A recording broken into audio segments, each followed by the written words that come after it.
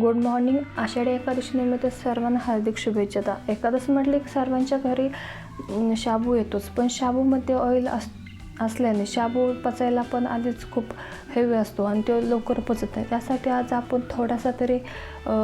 थोडंसं आपण हेल्दी करण्याचा प्रयत्न करणार आहोत. त्यासाठी इथं बघू शकता आपला शाबू रात्रभर मस्त भिजून मी घेतला आहे. तो व्यवस्थित मोकळा सुटसुटीत झाला आहे.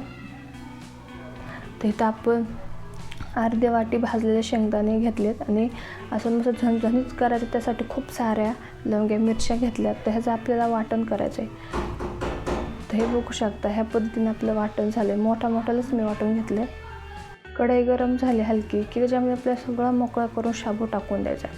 शाबू आपण हा टाकला तर आपल्याला इथे 2 उकडलेले बटाटे बारीक कट करून टाकायचे आहेत. त्यानंतर आपण जे वाटण केलं तर ते पण वाटण ह्याच्यामध्ये थोडं सगळंच टाकून द्यायचं आहे. चवीनुसार मीठ ॲड करायचं आहे.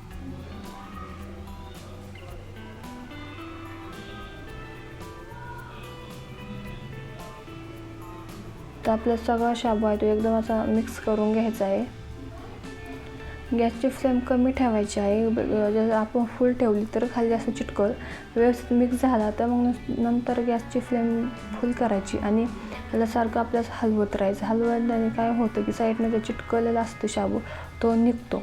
आणि एकदम जर आपण असं कमी गॅसवरती खूप वेळचा शाबू ठेवला तर तो चिकट होतो. तर मोकळा होण्यासाठी ह्याच्यावरती झाकण ठेवायचं नाही. काही लोक झाकण वरून ठेवतात आणि 5-6 मिनिट तसंच त्याला सोडून देतात चांगलं वापरण्यासाठी. पण झाकण ठेवल्याने तो चिकट होतो. जे पाणी त्या वरच्या ताटलीला लागतं ते सगळं पाणी आपल्या शाबूमध्ये पडतं, नंतर चिकट होतं. त्यासाठी झाकण न ठेवता फुल गॅसवर त्याला सारखं असं हलवत मिक्स करत राहायचे.